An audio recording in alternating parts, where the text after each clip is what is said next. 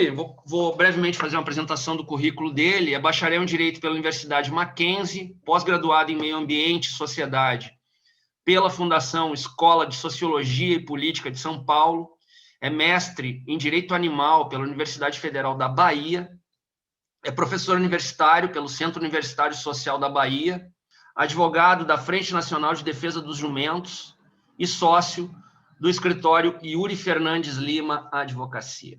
O Yuri, como eu já falei no início, é autor dessa obra muito importante, Direito Animal e a Indústria dos Ovos de Galinhas, que saiu pela editora Juruá, uma obra que eu recomendo muito a leitura, que aborda uma temática, às vezes, meio esquecida também, né?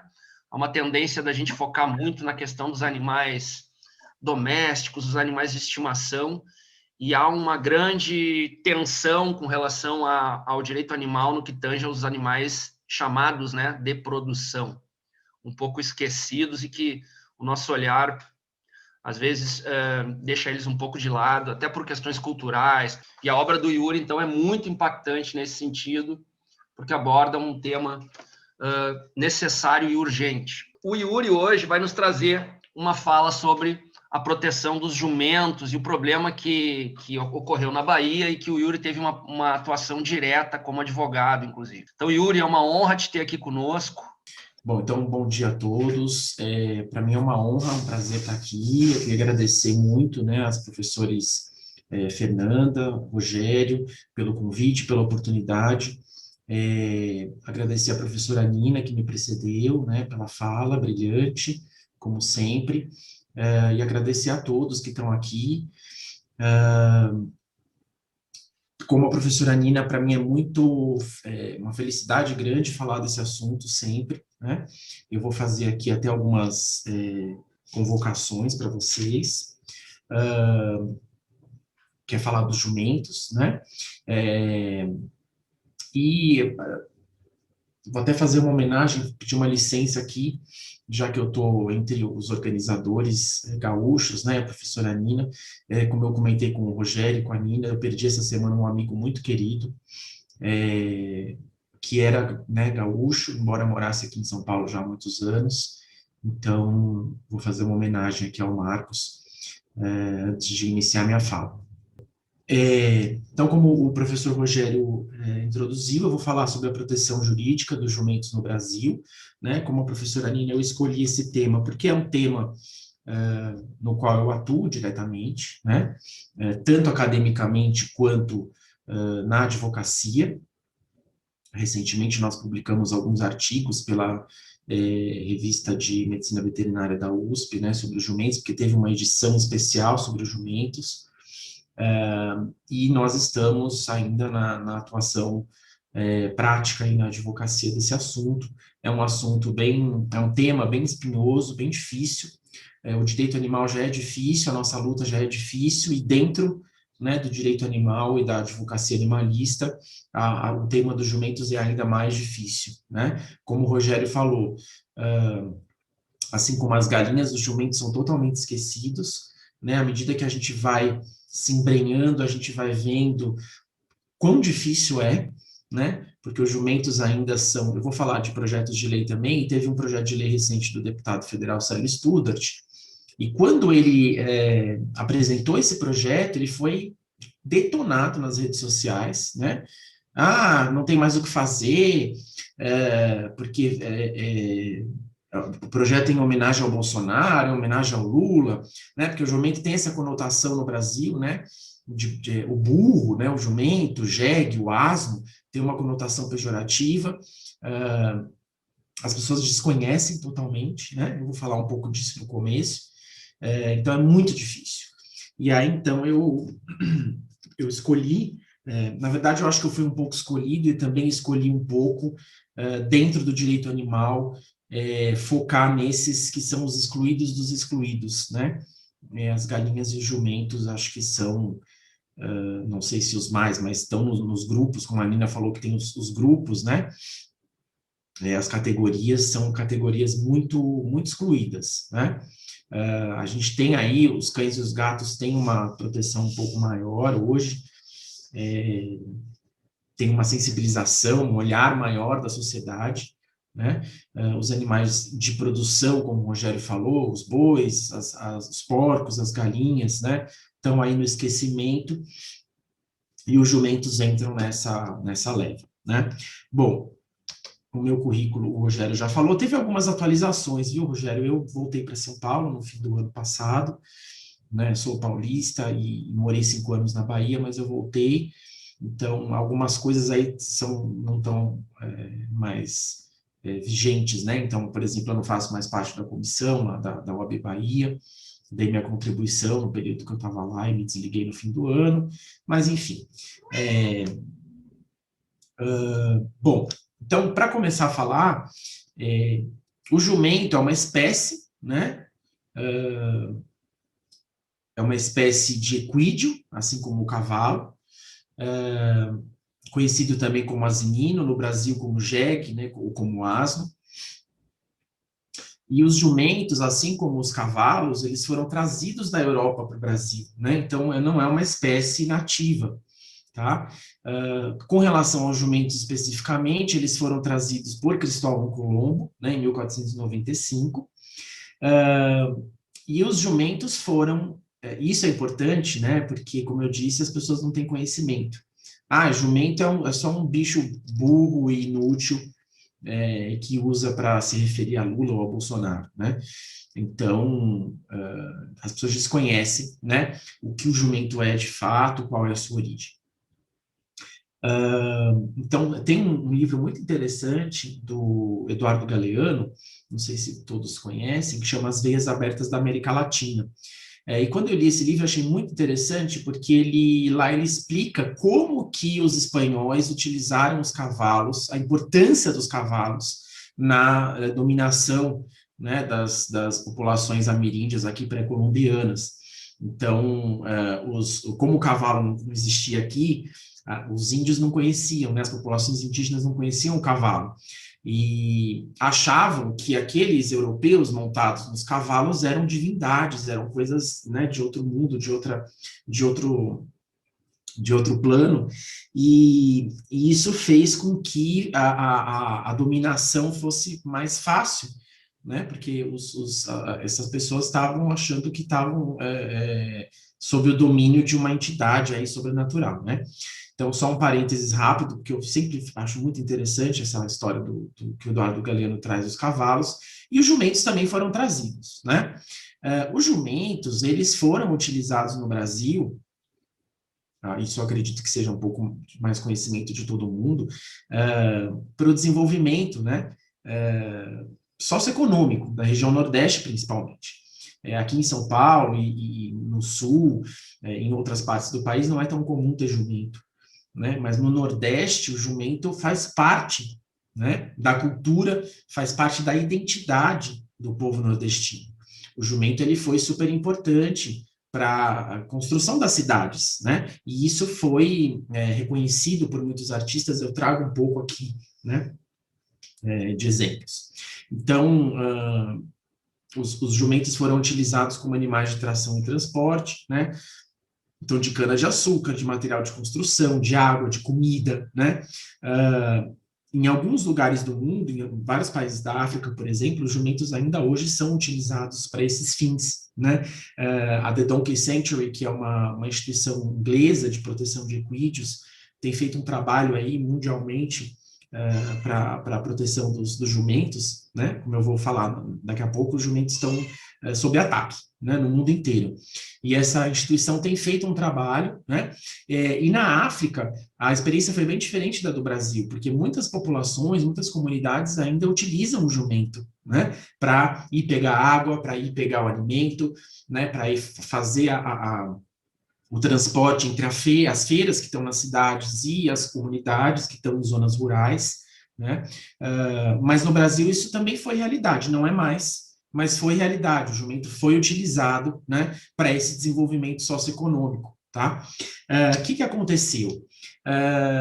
Né, surgiram novas tecnologias, surgiram as motos, surgiram mesmo, não é que surgiram, né, mas esses meios de transporte foram chegando, né, nos confins aí dos sertões, nos interiores, e os jumentos passaram a ser deixados de lado, né? As pessoas não precisam mais dos jumentos porque elas têm outras formas, né? Mais rápidas de conseguir os objetivos, além do próprio desenvolvimento também das cidades, dos interiores, né? Bom, então, isso que eu estou super resumindo, né? Um processo histórico é um pouco longo, e os jumentos, então, começaram a ser abandonados, tá? Existe um argumento da outra parte, né? Do Estado, inclusive, que o Estado está totalmente contra, né? Seja o Estado mesmo, o país, a União Federal, quanto o próprio Estado da Bahia, eles são as nossas partes adversárias, né? Não só nos processos judiciais, mas em toda essa luta aí. Porque o abate, todo esse processo que eu vou contar um pouco, tem sido feito com o aval, né, do Estado. Então, eles argumentam muitas vezes que os jumentos causam acidentes, né, nas estradas.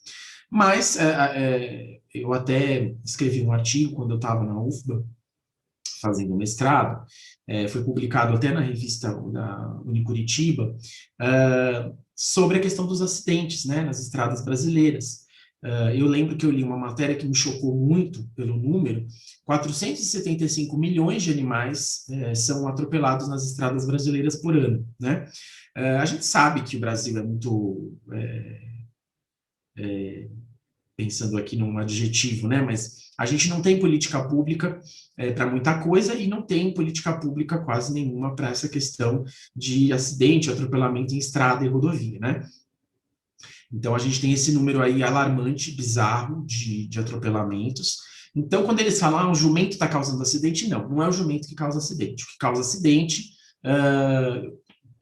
com risco de morte, inclusive, para ser humano, é falta de política pública, né, estatal, para reduzir, minorar esses acidentes, esse problema. A gente tem experiências aí no mundo, né, e no Brasil a gente tem um exemplo ou outro, de corredor ecológico, né, de túnel, até questão de sinalização, educação, né, ambiental, educação animalista. A gente tem uma série de questões que a gente tratou nesse livro para minorar a questão dos acidentes, né? Então, o jumento não é a causa do acidente, tá? O jumento é uma das vítimas, assim como milhares de espécies silvestres, né, outros animais também domésticos e o próprio ser humano.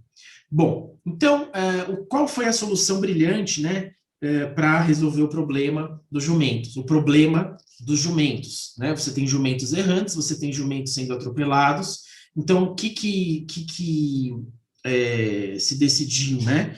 Claro que foi a solução encontrada é uma solução para ganhar dinheiro, né? Então, o que é feito? Existe uma demanda chinesa pela pele do jumento, pelo couro do jumento, porque do couro a gente não, do couro se extrai o colágeno para fazer um produto chamado egial, né, que é um produto da medicina tradicional chinesa, que tem aí uma série de propriedades não comprovadas cientificamente, é uma questão ainda um pouco controversa, né? E essa demanda do egial fez com que as populações de jumentos no mundo inteiro começassem a ser dizimadas, né? Por isso que um pouco mais cedo eu disse que é um problema global.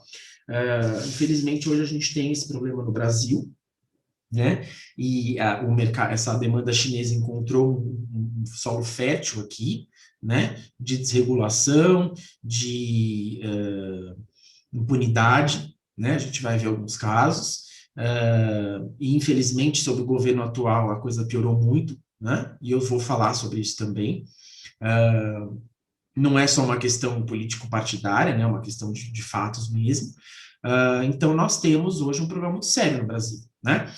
Existem aí vários números no mundo. Então, a própria China dizimou praticamente sua população de jumentos, aí foi avançando, né? Então, em outros países da Ásia, África, e chegou nas Américas. Não é só no Brasil que a gente tem esse problema hoje. A gente tem esse problema no Peru, na Venezuela, na Colômbia, no México, né?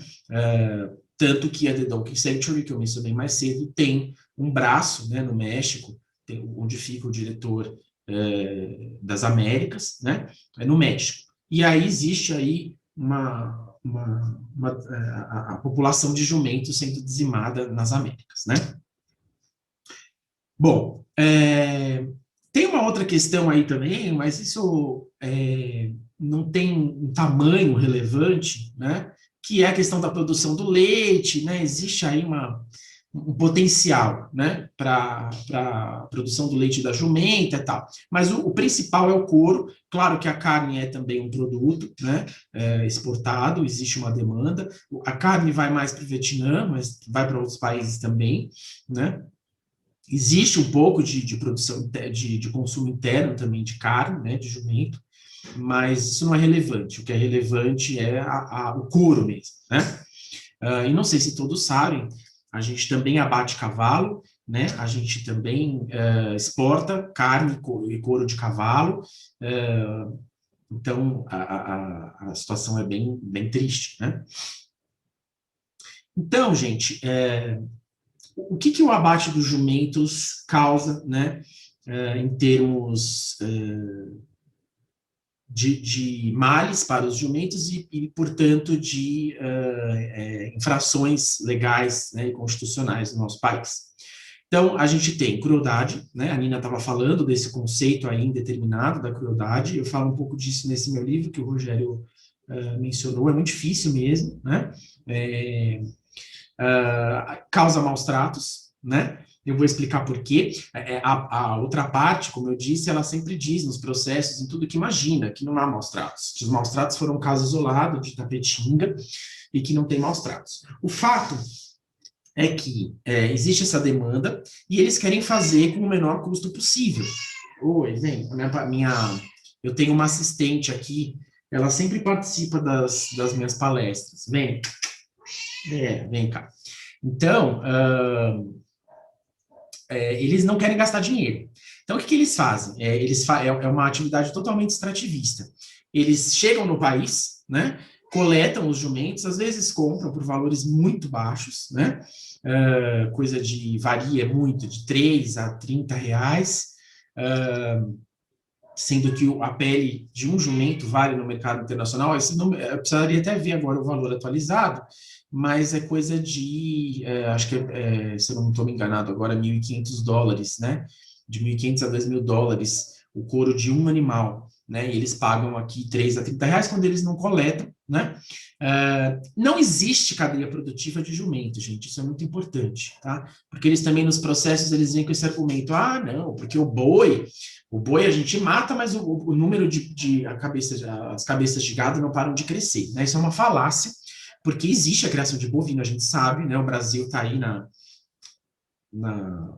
ponta, né, do navio no mundo. A gente tem criação de porco, a gente tem criação de galinha, mas a gente não tem criação de jumento, né? Então, e esse caso de Paulo Afonso, que foi o mais recente, ele demonstra isso. Vocês vão ver o vídeo, vou passar o vídeo para vocês, tá? Eles não dão comida, eles não dão água. Não é que é um maus tratos ainda assim, não, será que caracteriza, né? Não, é o tipo mais básico de maus tratos, é deixar o animal sem comida, sem água, machucado, sem assistência médico-veterinária, amarrados, como estavam alguns animais aqui em Paulo Afonso, né? Então, os maus tratos são inegáveis, até porque eles não querem gastar. Então, eles coletam, juntam, deixam lá sem água, sem comida, porque já vão ter que gastar com transporte. Vocês vão ver nesse caso, Paulo Afonso é uma cidade que fica no norte, extremo norte da Bahia, divisa com Alagoas, e eles iam ser transportados para ser abatidos em Itapetinga, que fica a 1.000 quilômetros de lá, né, de distância. Então, a gente tem crueldade, tem maus tratos, tem a própria morte do animal, que vocês sabem, infelizmente, no Brasil, nem sequer é crime, né, matar animal doméstico, lá pela nossa lei de crimes ambientais, e o risco de extinção da espécie, tá? Eu estou falando aqui para vocês, existe uma demanda extrativista no mundo, não tem cadeia produtiva, né? Então existe um risco de extinção da espécie, não só no mundo como no Brasil, e isso é vedado pela nossa Constituição Federal, lá no artigo 225, práticas que levem uma espécie à extinção, né? A par da crueldade. Então, a gente tem dupla violação aí constitucional, né, do artigo 225. E, por fim, a gente tem uma afronta, né, a uma série de práticas tradicionais sertanejas, né, associadas, e que acabam refletindo no universo simbólico de valores locais. E isso é uma coisa que a gente precisa reconhecer, solidificar, né, porque isso está um pouco perdido também. Essa importância cultural, social, histórica do jumento está um pouco perdida, né? Então, nesse sentido que a gente vem escrevendo os artigos, que a gente vem reunindo uma série de materiais, né? Vou falar um pouquinho aqui para vocês. Existe um artigo do professor Jailson Rocha, lá da Universidade Federal da Paraíba, em que ele fala um pouco sobre isso, né? Então, aí eu trouxe um trecho para vocês, vou ler rapidinho, porque é muito bom esse trecho. Há tamanho enraizamento do jumento na identidade cultural, deixa eu só tirar as imagens aqui, que este sujeito não humano se tornou figura principal do enredo documental intitulado O Jegue, Patrimônio Cultural do Nordeste, um documentário de 14 minutos, do Rio Grande do Norte. A película é uma ode ao jegue. Apresenta-o como um patrimônio cultural vivo, recheado de histórias, causos, poesias, desencanto e um personagem de cordel.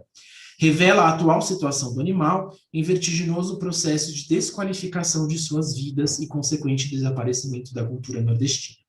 E aí eu comecei a procurar, já tem alguns anos, literatura, né? Eu achei muita coisa, comprei um monte de coisa, muita coisa não consegui. Então tem muita literatura de cordel, tem livros, né? Tem muita coisa sobre o jumento, né?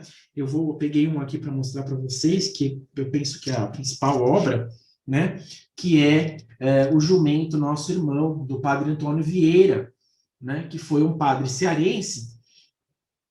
Hoje nós estamos aí na linha de frente da luta pelos jumentos, mas o padre Antônio Vieira foi o nosso precursor, é uma figura muito importante, né? Não sei se todos já viram falar, mas dê uma pesquisada na internet, vocês vão ver. Ele foi no programa do Jô Soares. Na época, ele pediu ajuda para o então presidente Fernando Henrique Cardoso, ele pediu ajuda para Brigitte Bardot, que também tentou interceder no Brasil, né? Então, foi uma figura muito importante, e que já, vejam, a luta pela defesa dos jumentos, pela defesa não só deste ser senciente, consciente, como a professora Nina falou, a Declaração de Cambridge, né? Hoje a gente não pode falar mais só de senciência, a gente já fala de consciência, né? E o jumento, embora tenha essa conotação pejorativa aí que a gente precisa desfazer, né? É um animal extremamente inteligente, né? As galinhas também são animais extremamente inteligentes, né? A gente precisa divulgar esse conhecimento para as pessoas, porque as pessoas precisam saber, né, que galinha e jumento são muito inteligentes, são sensíveis, né? Então, me perdi aqui um pouco, mas enfim. O jumento é um ser... sim, eu ia dizer que além de ser... A gente está na luta pela defesa de um animal consciente e inteligente, e a gente está tentando defender um patrimônio cultural, né, brasileiro, tá? Bom, aqui eu trouxe alguns exemplos para vocês. Então, essa praça chamada São Félix, em Itapetinga, que é essa cidade no sudoeste da Bahia, por que eu trago a foto aqui? Porque Itapetinga foi palco, né, de um dos shows de horrores relacionados aos jumentos, tá? Eu estive lá, então eu escolhi falar sobre isso. E é curioso que Itapetinga tenha um dos 3 frigoríficos autorizados pelo Ministério da Agricultura no Brasil para abater jumentos. Na própria cidade você tem uma praça, né, com uma homenagem ao jumento. Né? Vejam, você tem uma estátua do jumento e você tem aí alguns materiais, né, que o jumento carregava. Né? Tem aí o adobe, tem a pedra, tem o cimento. Tá? Santana do Ipanema, uma cidade no Alagoas, cujo portal também traz aí o jumento carregando tonéis, barris de água. Né? Portal de Várzea Alegre, que é a cidade, a terra natal do padre Antônio Vieira, né, no Ceará. Essa foto foi tirada, inclusive, por um cidadão, né, a meu pedido. A gente utilizou essa imagem no artigo que nós escrevemos para essa revista da USP. Esse aí é o padre Antônio Vieira, né, com o nosso irmão jumento. Tá? Então, e nessa busca eu fui levantando, tem inúmeras cidades, né, no Nordeste, que tem estátuas, que tem monumentos, que tem portais em homenagem ao jumento. Tá? Aqui é uma música do Luiz Gonzaga, que é um dos grandes nomes da nossa música, né? E ele escreveu uma música em apologia ao jumento, né? E ele fala, o jumento sempre foi o maior desenvolvimentista do sertão, ajudou o homem na lida diária, ajudou o homem e ajudou o Brasil a se desenvolver. O jumento é nosso irmão, e o homem, em retribuição, o que lhe dá, né? E aí ele vai desenvolvendo, é uma letra bem extensa, bem bonita, e aí ele fala, jumento, meu irmão, eu reconheço o teu valor, tu és um patriota, tu és um grande brasileiro, eu estou aqui, jumento, para reconhecer o teu valor, meu irmão. Agora, meu patriota, em nome do meu sertão, acompanho o seu vigário, que é o padre Antônio Vieira, nesta eterna gratidão. Aceita a nossa homenagem. E a gente tem aqui, acredito que todos devam conhecer essa música dos Saltimbancos, né? Escrita também pelo Chico Buarque, que chama O Jumento. Vocês lembram que os Saltimbancos têm, né, a música do gato, a música da galinha, e aí tem a música do jumento, né? Então, o que o jumento carrega? O pão, a farinha, feijão, carne seca, quem é que carrega, né? E aí vai aumentando aí o rol de coisas que o jumento carrega, né? Cândido Portinari, que é um outro artista brasileiro importantíssimo, né? Um pintor, também tem uma série de obras. Eu comecei a escarafunchar, e aí, inclusive, tive que pedir a autorização, né, da utilização das imagens para o Instituto Portinari. Então, tem essa imagem que eu acho belíssima, né, chamada Meninos Brincando, Paisagem com Retirante, também, do Portinari. Aqui eu trouxe algumas xilogravuras muito bonitas, né, desse artista chamado José Lourenço. Vejam aí, né, o jumento ajudando o sertanejo, né, nessa imagem carregando duas crianças, né, aqui de novo, sempre presente, o jumento, aqui eu penso que é o Luiz Gonzaga, né, com o jumento. Bom, toda essa parte bonita, né, e aí a gente vai agora para o terror. Então, nós tivemos, o primeiro caso foi em 2016, em Miguel Calmon, tudo na Bahia, gente, por quê? Porque, como eu disse, a Bahia hoje possui os únicos 3 frigoríficos autorizados a abater jumentos no país. Tá? Nós temos um frigorífico aí no Rio Grande do Sul, que abate cavalo, né? Eles não abatem jumento, não é por falta de autorização, não. É porque não tem jumento, eles precisam trazer o jumento do Nordeste, e aí é caro, né? E o transporte é terrível. Então, o que acontece? Os jumentos vêm do Nordeste todo para a Bahia, tá? Então, a gente tem, hoje, os frigoríficos são em Amargosa, em Itapetinga e em Simões Filho, que é uma cidade próxima a Salvador. Então, o primeiro caso foi em Miguel Calmon. A Frente Nacional de Defesa dos Jumentos, eu ainda não fazia parte, criada e liderada pela Gislane Brandão, que é uma advogada muito importante da Bahia, né, que atua na defesa dos animais há décadas. Ela conseguiu, né, aí pela frente, barrar o abate em Miguel Calmon, tá? Em Amargosa também ela teve um trabalho com representação do Ministério Público, uma série de coisas, mas infelizmente não conseguiu. O frigorífico de Amargosa é o maior dos 3, tá? Tem uma produção muito grande. Chegamos a 2018, no caso de Itapetinga, que aí eu já comecei a participar, eu estive, né, fizemos uma comitiva e fomos a Itapetinga, tem algumas fotos. No caso, uma coisa, eu sempre digo assim, que é medieval, sabe? É bárbaro, o que a gente viu lá e que é o que aconteceu agora em Paulo Afonso, né? Em 2019, nós tivemos o caso de Canudos, em que a doutora Ana Paula Vasconcelos, que está aqui presente hoje, advogada do Fórum Animal, teve uma atuação bem importante, porque o Fórum foi o fiel depositário dos 800 jumentos apreendidos, né, por uma operação ali do INEMA, que é o órgão ambiental da Bahia. Esses jumentos, infelizmente, quase todos morreram, em decorrência dos maus tratos e das sequelas ali daquela situação toda. Os sobreviventes hoje estão numa fazenda na Bahia, são e salvos, né, são e salvos, graças aí ao trabalho do Fórum Nacional, da doutora Ana Paula. e de várias outras pessoas, né? Da Patrícia Tatemoto, que é a representante da The Donkey Century no Brasil, de veterinários, né? Do professor Adroaldo Zanella da USP, várias pessoas unidas aí com esse propósito de cuidar desses animais. E, por fim, nós tivemos agora, semana passada, o caso de Paulo Afonso, tá? Essa imagem é uma das que eu escolhi do caso de Tapetinga, porque eu acho ela muito brutal, né? Essa da esquerda é uma jumenta com o seu filhote, né? Assim, no momento ali do parto, ambos mortos, né? A foto da direita são carcaças, né? De jumentos no rio, como é que chama esse rio, meu Deus? Me fugiu agora o nome.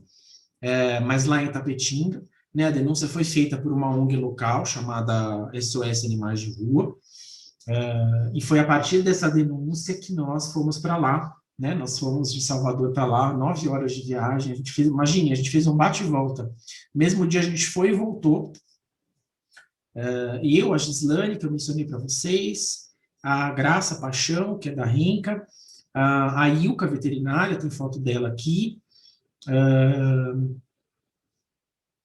teve mais alguém que foi com a gente agora, não estou lembrando, tá? Então, os jumentos, gente, nesse caso de Tapetinga, eles estavam desse jeito que eu falei para vocês, né? Isso aqui foi depois já da denúncia, eles disponibilizaram esse recipiente de água aí para eles, né? A área foi interditada pela prefeitura, né, pela Secretaria de Meio Ambiente. Nessa foto sou eu e a Gislane aí, tirando foto dos jumentos que estavam indo para o abate, porque aí, quando teve a denúncia e nós chegamos lá, eles deram um jeito de tirar os que ainda estavam lá e mandar para o frigorífico para matar logo antes que alguma coisa acontecesse, né? Isso aí é um jumento vocalizando, né? Provavelmente pedindo socorro. Vejam, a gente viu várias carcaças, né? Animais que já tinham morrido, tinham animais doentes. Esse era um bebê que, infelizmente, a gente acompanhou aí todo o fim da vida dele, né? Ele estava de pé quando essa foto foi tirada. Aqui ele já tinha caído, essa é a Ilka, a veterinária que foi com a gente. A gente chegou a colocá-lo no carro de uma professora da Universidade Federal do Oeste da Bahia. Ele foi levado para a fazenda de uma outra advogada, mas, infelizmente, ele morreu, né? Ele não resistiu aos maus tratos, ele estava sem a mãe, né? A gente sabe que tem a questão do colostro, né? Da amamentação, então ele foi privado de tudo isso e acabou morrendo. Esses aí estavam ali confinados para entrar no caminhão, para ir para o frigorífico. É uma foto de um animal com uma lesão, né? Só a título de exemplo. É importante falar que existe uma doença típica de equídeos chamada mormo, que é uma zoonose, tá? Essa doença é uma doença que não tem cura, quase não tem estudo sobre ela, né? Inclusive, a gente soube até recentemente, eu não sei quem que falou para a gente, que com essa situação toda aí dos últimos anos, tem muitos cientistas, né, veterinários ou tecnistas estudando o mormo desesperadamente, porque, inclusive, essa atividade aí extrativista totalmente desregulamentada e absurda, ela tem espalhado um pouco o mormo, né? Esse caso aí de Canudos, que eu mencionei, foram identificados vários casos de mormo, né, pela Secretaria de Saúde da Bahia, e nesse dia aí de Tapetinga, tinha alguns animais também, provavelmente com mormo, né, porque dos sintomas é uma secreção nasal bem acentuada, e tinha alguns que estavam com esse sintoma. O mormo, ele tem sido negligenciado pelas autoridades sanitárias, né? A gente teve um caso inumano no Sergipe, ano passado, sendo que a letalidade para humanos é de 95%, então é uma doença seríssima, né? E a gente, em tempos de Covid, né, a gente continua negligenciando essas questões, né? A gente parece que não aprendeu ainda.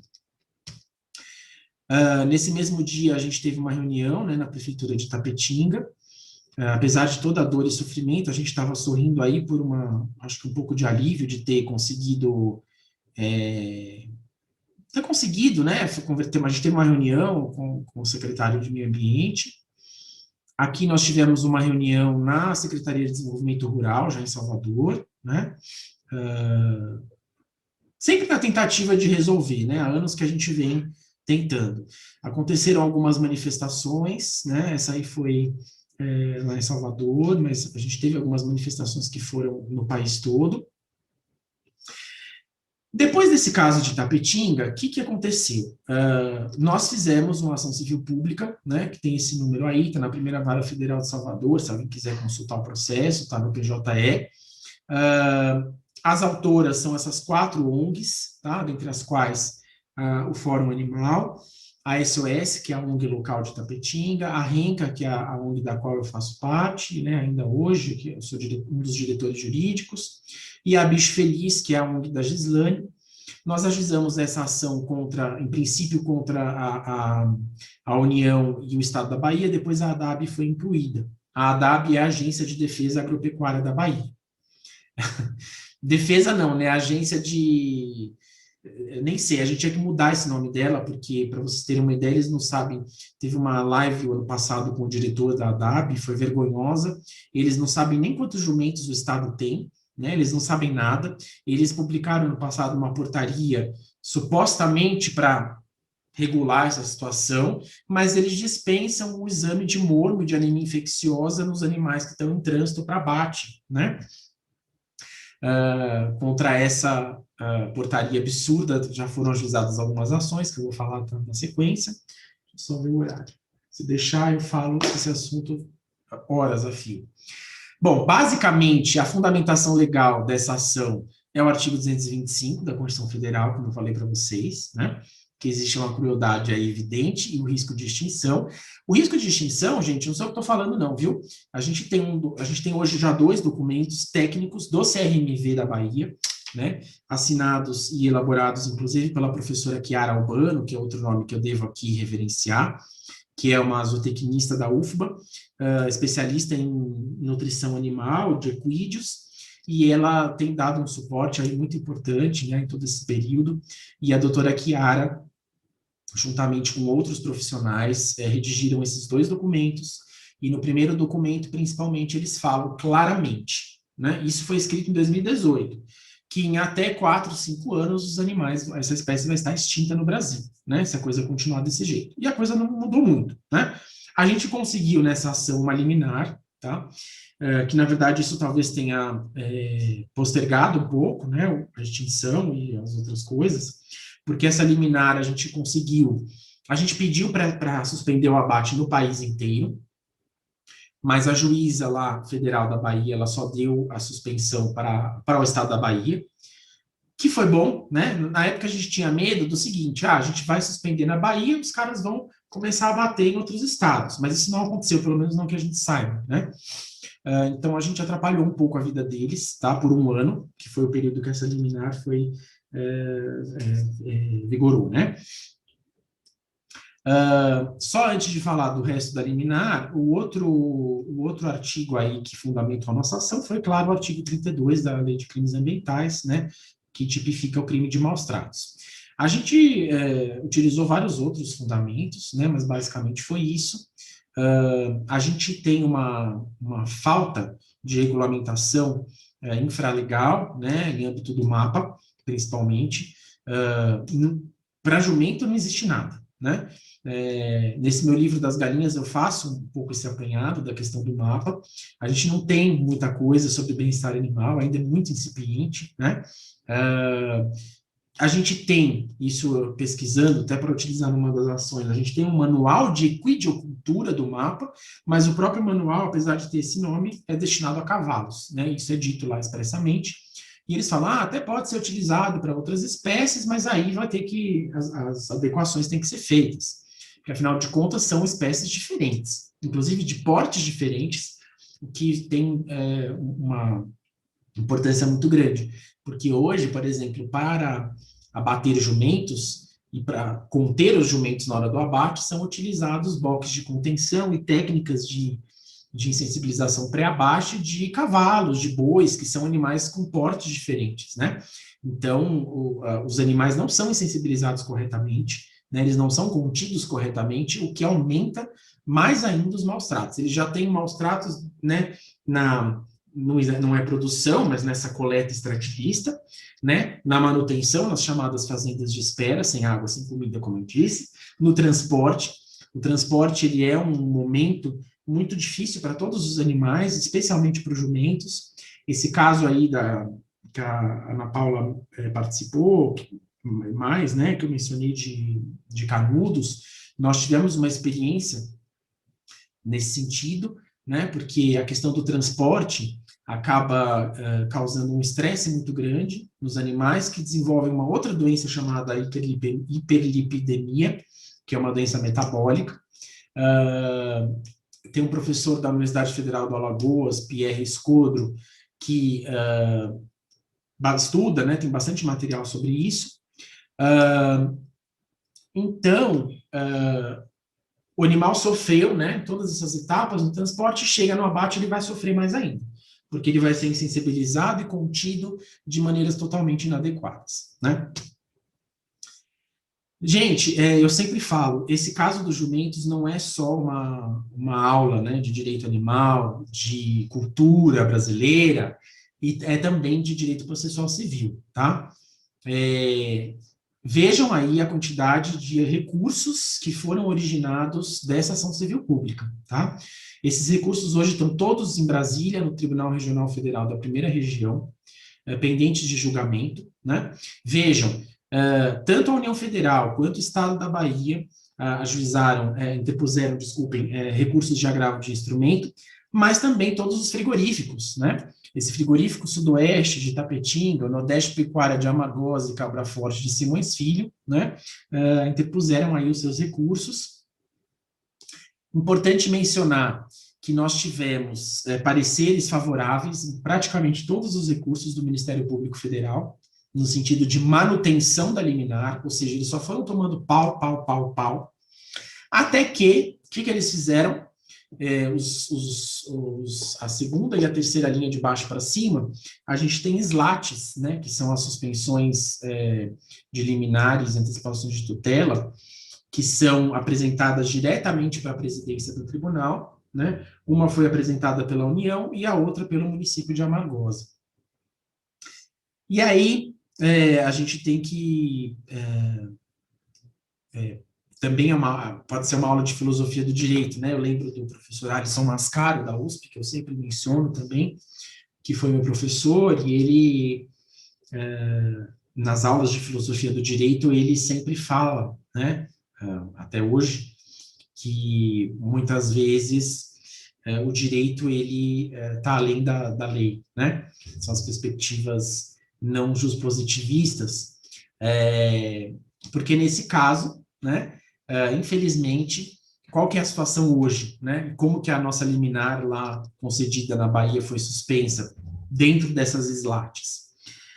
Sem fundamentação jurídica, sem fundamentação técnica, sem prova, né? E aí nós soubemos, eu disse há pouco que não é uma questão político-partidária, nós soubemos aí nos bastidores que o presidente da República fez uma ligação para o então vice-presidente do TRF1, que hoje é ministro do STF, que é o Cássio Nunes Marques, né?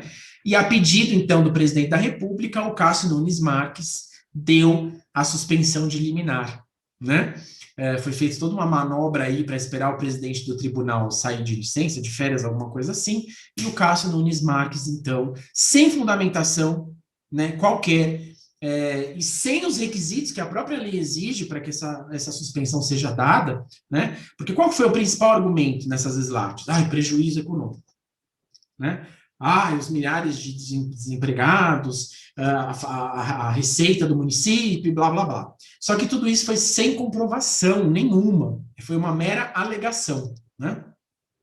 E a gente sabe que isso tudo é inverdade, porque esses frigoríficos todos, eles não abatem só jumento, né? Isso está no próprio... Você procura lá o CNPJ na Receita, você vai ver. Inclusive, eu procurei na época, isso está em todos os processos. Nem abate de jumento tem no cartão do CNPJ desses frigoríficos, né? Eles abatem porcos, abatem bovinos, etc.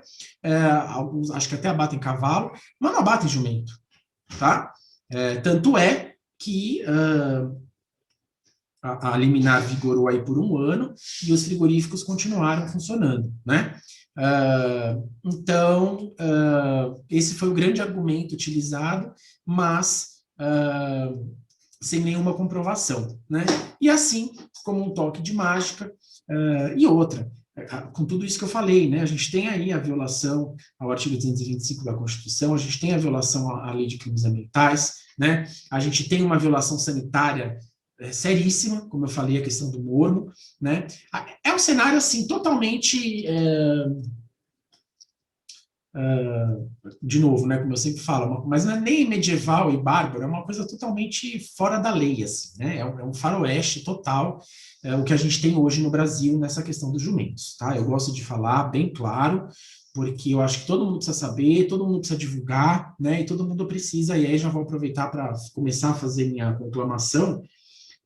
Todo mundo precisa nos ajudar, né? A gente precisa de ajuda, porque a gente está lutando aqui com uma desproporcionalidade de armas muito grande, né?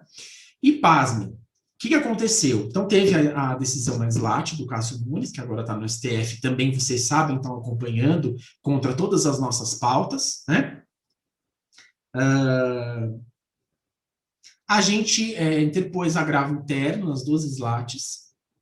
Gente, isso faz 2019, eu acho que faz mais de ano, com certeza. Eu não tenho certeza se já chegou a 2 anos, mas faz muito tempo, né? E tanto a lei quanto o regimento interno do TRF determinam que esse agravo interno tem que ser incluído na próxima pauta. Até hoje, esses agravos não foram julgados, tá? Até hoje. A gente já fez de um tudo, né? Infelizmente, nesse caso também a pandemia está atrapalhando, porque eu fui várias vezes para Brasília, né, ficava batendo lá de gabinete em gabinete, fui várias vezes no gabinete da presidência, né, antes de trocar, inclusive antes da nomeação do Cássio para o STF. Outra coisa bem absurda, né, que viola inclusive nossas prerrogativas de advogado, eu ia para o gabinete, o presidente do tribunal estava lá e ele não me recebia. Né, eu fui umas 3, 4 vezes. Quer dizer, eu viajava da Bahia, que morava na época, para Brasília, né? O presidente não me recebia, que é uma situação também totalmente absurda, né? Mas pelo menos eu ia no gabinete, falava com o assessor dele, né? Ia em todos os cartórios aí onde estão esses recursos. Agora eu não consigo fazer nada, né? A gente tenta por telefone, por e-mail. O doutor Francisco Figueiredo, lá da Paraíba, que é um grande lutador também do direito animal, nos ajudou uma época. Uma série de pessoas mandaram e-mail para a presidência do tribunal, para todo mundo, para julgar esses agravos, né? Nada. Até hoje os nossos agravos não foram sequer pautados, né? Em total ilegalidade. Aí então, o doutor José Moura, lá de Brasília, impetrou esse mandado de segurança, entrou para nos ajudar, impetrou esse mandado de segurança, né? Para que o agravo fosse pautado, o mandado de segurança foi a petição inicial foi indeferida. Aí a gente entrou com um agravo dentro do mandado de segurança para pautar o agravo dentro da SLAT. Por isso que eu falo que é uma aula de processo civil incrível também, né? E a situação hoje é essa, gente, né? Eu acho importante falar tudo isso, porque é importante a gente pensar também, que é o que o Alisson Mascaro sempre falou, né? O direito para as situações do dia a dia, né? Tudo bem, funciona, né? A lei material, a lei processual, está tudo sendo observado e seguido, mas para essas questões grandes, porque aí a gente tem, como eu falei, o Estado está totalmente a favor do comércio, desse comércio ilegal e inconstitucional da pele de jumento, né? Não sei se vocês lembram. Então, eu nem lembro mais se ela era senadora ou já era ministra, a Cátia, a rainha da Motosserra, a Cátia Abreu, né? Que ela foi para a China e tomou sopa de jumento e postou nas redes sociais. A atual ministra também da Agricultura é totalmente favorável, né? A gente também, nossa, o que a gente já correu naqueles corredores do mapa, vocês não têm ideia, né? A gente já teve um monte de reunião lá dentro e eles não querem, eles querem regular, né?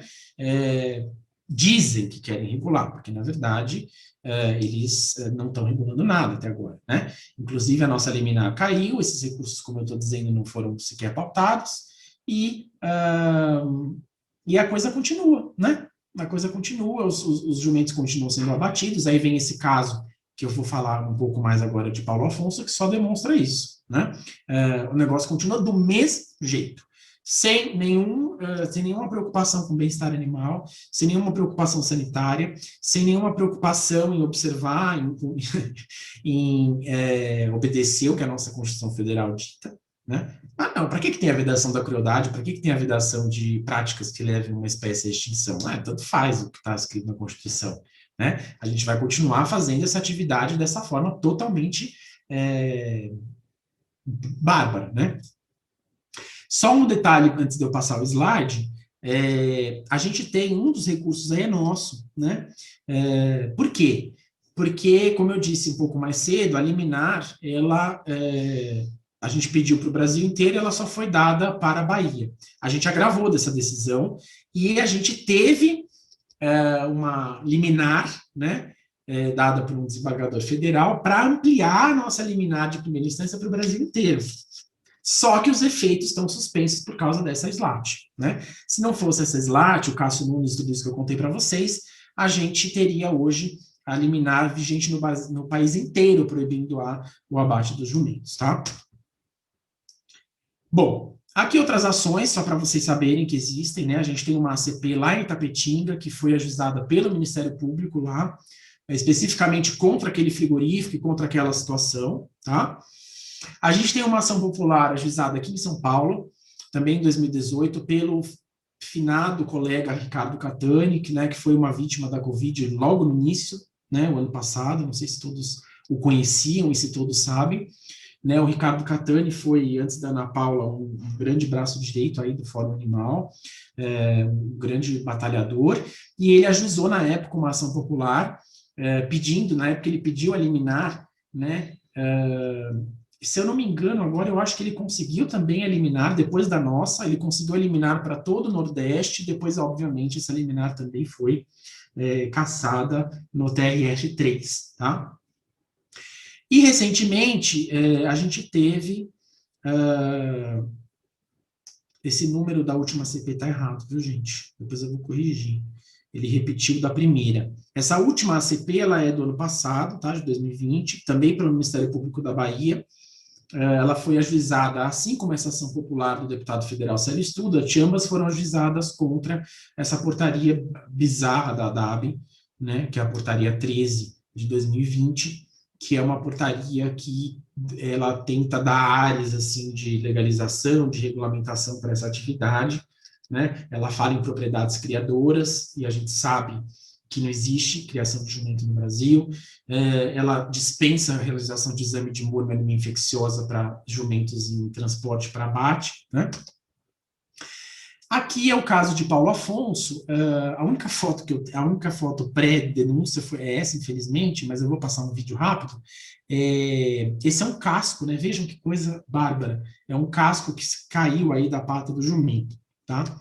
Aqui já são fotos que eles deram um feno aí bem seco, bem horrível para os jumentos comerem, e uma água, né? Mas eu quero mostrar para vocês um vídeo. Deixa eu só ver como é que eu vou fazer isso. Eu quero mostrar um vídeo. Tá.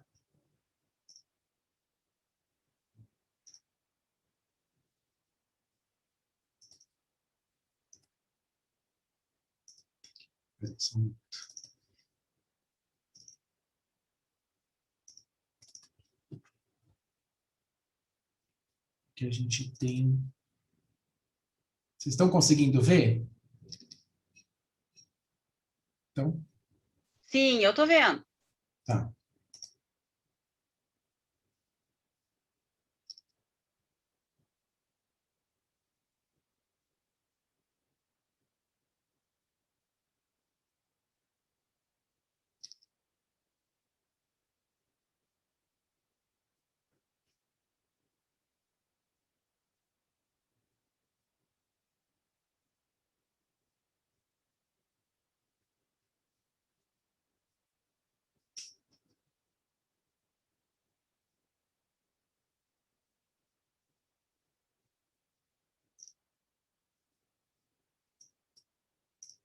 Pedir a paciência de vocês, mas acho importante mostrar, né?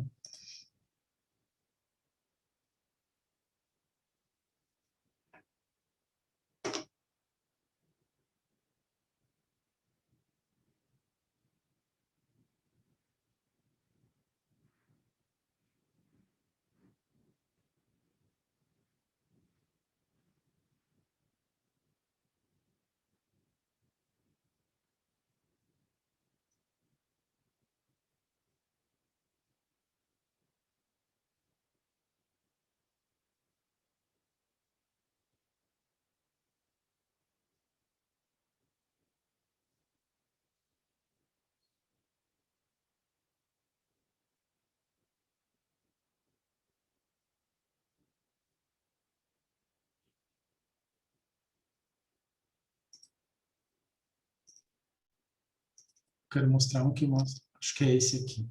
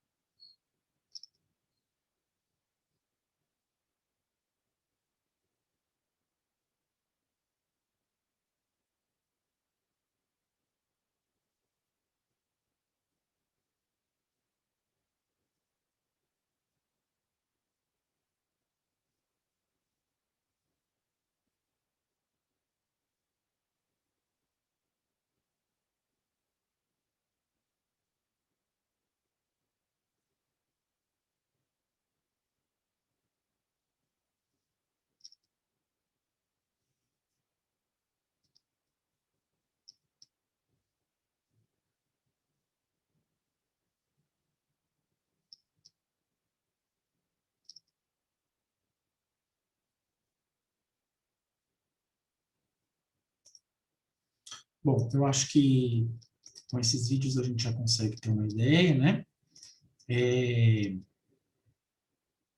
Da situação de maus tratos e de negligência, né? De uma série de palavras, nem sei. Felizmente, né? A gente tem pessoas aí no país, como essa pessoa que está falando no vídeo, que é da ONG local, né, as meninas lá da ONG de Tapetinga, que são pessoas que vão, que se arriscam, né, para denunciar, e felizmente nós temos ainda, né, promotores, por exemplo, né, a promotora lá de Paulo Afonso, a gente teve uma reunião com ela segunda-feira, ela é excelente, ela está super disposta, já existe uma notícia de fato, já existe, o TCO já foi tombado, já existe um processo no juizado criminal, né? Então, essa situação aí não vai ficar por isso, né? Esses animais, felizmente, a gente está na luta aí para que eles também, eles já foram apreendidos, só que o depositário fiel é o próprio malfeitor, então a gente está tentando aí mudar o depositário fiel e mudar eles de lugar, né, para salvá-los, assim como aqueles de Canudos foram salvos, né? Eu estou encaminhando para o fim, porque eu sei do horário, estou aqui acompanhando. É importante dizer que a gente tem alguns projetos de lei, né? Vejam, a gente tem um projeto de lei de 2013, né, de autoria do Ricardo Izar, que tem o objetivo de proibir os abates, tá? E em 2019 ele apresentou outro projeto de lei que tem o objetivo de reconhecer o jumento como patrimônio cultural. Esses dois projetos estão apensados, tá? A situação deles hoje é a seguinte, eles estão sem relatoria, e a gente está aí tentando ver se algum dos poucos parlamentares que são nossos aliados aí no Congresso, se eles assumem essa relatoria. Porém, vocês devem certamente estar acompanhando, a atual presidente da Comissão de Meio Ambiente é aquela pessoa, né, Carla Zambelli. A composição está terrível, então a gente está com muito pouca perspectiva de conseguir, ainda que esse projeto tenha relatoria, que eles sejam aprovados, né? Eu não sei se vocês sabem, mas esse projeto eu acho que foi há cerca de 2 anos, teve um substitutivo apresentado pelo Pedro Lupion, que é um dos ruralistas lá na Câmara, que também queria transformar o projeto do ISAR para regulamentar o abate, né? Aí o ISAR retirou o time dele de campo, porque o tiro ia sair pela culatra. A gente quer proibir o abate, aí vai vir um substitutivo para regular o abate, né? E aí, eu comentei no começo da minha fala, esse projeto desse ano, dos deputados Célio Studart, o objetivo é só criar o Dia Nacional do Jumento, no dia 13 de maio. Por quê? Porque o padre Antônio Vieira, que eu mencionei, na época pediu, inclusive, para o Fernando Henrique Cardoso, então presidente, para que fosse criado esse dia, né? A gente sabe que esses dias eles têm um objetivo um objetivo simbólico primeiro, mas também de conscientização, né? A gente tem um dia em que a gente comemora o Dia Nacional do Jumento, para que a gente possa justamente, né, falar sobre a importância do animal, etc. E aí, como eu disse para vocês, né, ele foi atacado nas redes sociais, ainda mais, vejam, olha que coincidência, né? O dia do jumento é o dia 13 de maio, então estavam falando que era o dia do PT, que é o dia do Lula, porque infelizmente a gente vive hoje nessa loucura, né? Dessa alienação, dessa polarização, que tudo é Lula e Bolsonaro. Então, até isso, né, conseguiram pegar o Dia Nacional do Jumento, que estava lá na justificativa do projeto, mas é claro que a maioria não vai ler a justificativa do projeto, né? Do padre Antônio Vieira, do dia 13 de maio, bababá, e não, é Lula e Bolsonaro. Aí a gente teve que fazer às pressas uma nota, várias ONGs, né, se uniram, inclusive, de novo, Fórum Animal, a própria The Donkey Sanctuary e outras ONGs do Brasil, Princípio Animal, aí do Fernando, né, do Rio Grande do Sul, que vocês conhecem, todas as ONGs apoiam, falando, né, com justificativa técnica, dizendo não, né, o projeto é importante para conscientizar sobre, né, o papel dos jumentos e também sobre o ataque que o animal vem sofrendo, né, no país e no mundo, blá, blá, blá, blá, blá. Para o Célio Studart poder se sentir um pouco respaldado e dizer, olha, eu não sou um que não tem nada para fazer, né? E eu não sei se vocês conhecem, mas eu sigo o deputado, eu estive lá no gabinete dele, é uma pessoa totalmente disponível, né?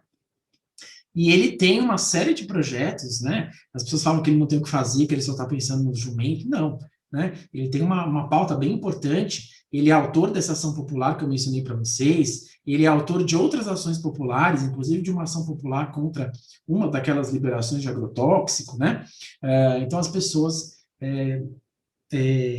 muitas pessoas falam sem saber, né? E isso é uma coisa também, para encaminhar aqui para o fim, e eu estava aqui, enquanto via o vídeo, pensando em pedir para vocês, né, ajuda, não só ajuda prática, assim, de mandar e-mail para o presidente do TRF, ou falar com os ruralistas, ou sei lá o quê, né, a quem que a gente pode apelar, mas para pensar também, sabe, nos ajudar a pensar o que mais pode ser feito, como pode ser feito, como abordar, né? Esses dias eu estava, depois de muitas reuniões que a gente tem, eu estava conversando com a Patrícia Tatemoto, que eu mencionei para vocês, e falei para ela, olha, a gente vai precisar, eu acredito que todos vocês já tenham pensado nisso, a gente já pensou, mas a gente acaba também não conseguindo colocar em prática pela falta de tempo e pela quantidade de demanda que a gente tem, mas acho que a gente precisa pensar num projeto aí de educação, né?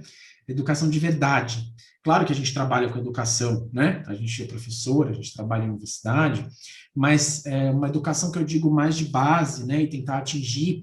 Até lá, quando eu estava na comissão da OAB, a gente tinha um projeto com as escolas, né? Escolas públicas, de ir conversar, educação também com o policial militar, a gente chegou a pensar, né? De fazer oficinas com policiais, sei lá, né? Porque a gente tem um problema muito sério, né, de falta de conhecimento, de falta de interesse, de julgamento rápido e raso, né, eu queria ouvir também as impressões de vocês, mas a gente vê muito isso. Gente, a gente tem um deputado, que é um dos, eu penso, posso estar errado também, né, enfim, mas eu penso que é um dos poucos deputados que a gente tem que é um cara sério, né, inclusive o Célio é vegano, nas críticas lá no Instagram, que absurdo! Uma pessoa falando, você está defendendo o jumento, mas o boi pode matar. Não, é um cara vegano, né? Um cara sério. é um cara que tem uma série de outras ações, né? E aí as pessoas não se dão nem ao trabalho de tentar entender um pouco melhor a trajetória dele, o que ele faz, ou o próprio projeto de lei, porque hoje em dia é tudo assim, né? Nas redes sociais. A pessoa vê, já ataca, já nem sabe o que está falando, já vira aquela coisa, né? Então, a gente juntos, como que a gente pode... Claro, né? Eu acho que a gente não vai estar vindo para ver as mudanças, né? Mas a gente, pelo menos assim, mudanças maiores, a gente vai vendo pequenas coisas. Mas o que que a gente pode fazer? Então, estou fazendo um apelo mesmo aqui a todo mundo que está aqui presente, depois quem vai ver essa gravação, né? Como que a gente pode lutar contra essa desinformação, né? E eu penso um pouco que também isso talvez seja um projeto, né? A gente tem aí alguns inimigos, inclusive alguns inimigos bem ocultos. Então, eu peço a ajuda de vocês. Claro que a gente não vai esgotar isso hoje, né? Mas para pensar o que que a gente pode fazer, porque a gente tem deputados comprometidos, a gente tem projetos de lei, a gente tem ONGs, a gente tem protetores e protetoras, a gente tem advogados, a gente tem as ações, a gente tem alguns promotores sérios, só que a gente não consegue, né? Veja, a gente está nessa luta já tem 3 anos. A luta é anterior, muito anterior. Como eu falei, a Gislane está desde 2016, no mínimo, né? Inclusive, o Luciano Santana, que muitos de vocês conhecem, que é um promotor lá da Bahia, ele é autor é o promotor que assina nessa última ação aí do Ministério Público, e ele teve uma atuação na época para proibir a utilização dos jumentos na lavagem do Bonfim, que é uma festa tradicional lá de Salvador, e que utilizavam os animais naquela multidão de gente, de barulho, de loucura. Enfim, então tem o Padre Antônio Vieira, que é anterior a tudo isso, né? Então a gente tem uma luta que é antiga, só que a gente tem forças aí que estão nos impedindo, né? Então, com essas reflexões e com esse pedido, eu encerro minha fala, agradeço demais, né, a paciência, a escuta, deixo aí meu e-mail, minha página do Instagram, meu telefone, com WhatsApp, para todo mundo que precisar entrar em contato, que tiver dúvidas, que tiver sugestões, né? A Fernanda Braga, que está aí, do Brasil Sem Fração Animal, eu tive a oportunidade de falar também numa live com o Dr. Moura há algum tempo, e elas também estão nos ajudando aí nessa divulgação, né, nessa luta. Então é isso, gente. Muito obrigado e estou à disposição.